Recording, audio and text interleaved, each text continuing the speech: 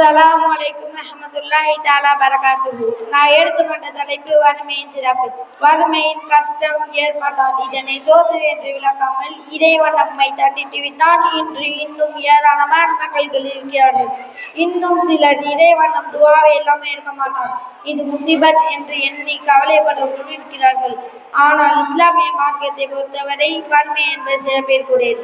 நபி ஸல்லல்லாஹு அலைஹி வஸல்லம் அவர்கள் கூறினார்கள், நான் சொர்க்கத்தை எட்டி பார்த்தேன், அதில் மிக அதிகமாகவே ஏழைகளை கண்டேன். நான் நரகத்தை எட்டி பார்த்தேன், அதில் மிக அதிகமாகவே பெண்களை கண்டேன்.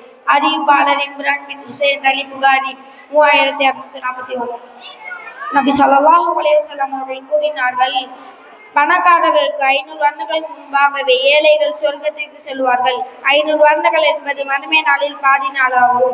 செல்வந்தராக இருப்பதில் வல்ல ஏழ்மைதான் சிறந்தது என்பதற்காக செல்வந்தராக இருக்கக்கூடாது என்று பொருள் அல்ல.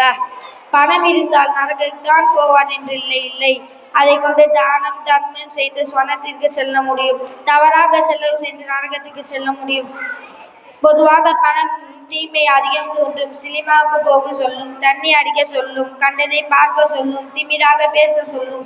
தீமைகள் இந்த பிறப்பிட பொருளாதாரம் மீது வைத்திருப்பதில்லை, கத்தி மீது போன்ற நடப்பது இல்லாதவர்கள் கவலையில். அதனாலே தான் நபி ஸல்லல்லாஹு அலைஹி வஸல்லம் அவர்கள் கூறினார்கள்,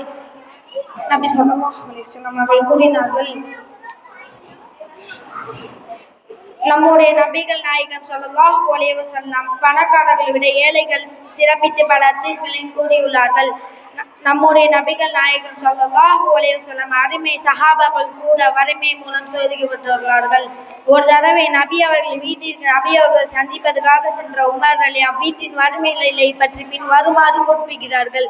ஒரு தடவை நபி அவர்கள் சென்ற வீட்டின் வறுமை நிலை பற்றி பின் வருமாறு குறிப்பிட்டார்கள். அப்போது அவர்களின் விழாப்புறத்தில் ஈச்சப்பாயின் சுவடுகளில் பதிந்திருப்பதை கண்டு அழுதிவிட்டனர். அதற்கு நான், அல்லாஹ்வின் தூதரே, கிஸ்ரா மன்னர்கள் தாராளமான உலக செல்வங்களை பெற்று வளமுடன் வாழ்ந்து வருகின்றனர்.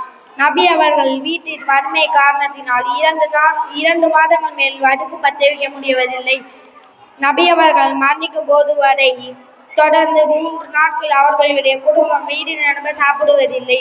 நபி அவர்கள் மரணிக்கும் போது கூட வரை வறுமை காரணத்தினால் தமது உறுப்பு சட்டையை ஒரு யூதனிடம் அடகு வைத்த நிலைதான் சென்றார்கள். என் இறைவன் தமது அடியார்களுக்கு நாடியோருக்கு தமது வாழ்வாதாரத்தை வாரி வழங்குவான். நீங்கள் எதை செலவு செய்தாலும் அதுக்கு ஈடாக வழங்குவான். அவனே வழங்குவதில் சிறந்தவன். அஸ்ஸலாமு அலைக்கும் ரஹ்மத்துல்லாஹி தஆலா வபரகாத்துஹு.